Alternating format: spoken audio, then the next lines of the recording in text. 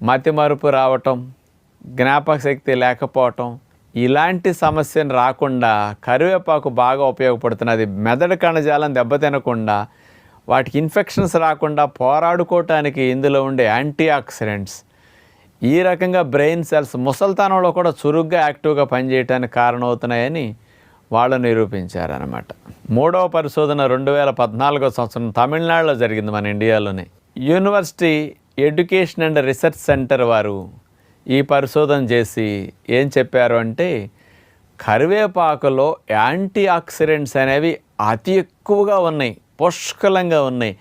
అందులో ఉన్న యాంటీ ఆక్సిడెంట్సే అసలు మెడిసినల్ ప్రాపర్టీస్కి, ఆరోగ్యాన్ని సంరక్షించడానికి అద్భుతంగా పనికొస్తున్నాయని నిరూపించారు.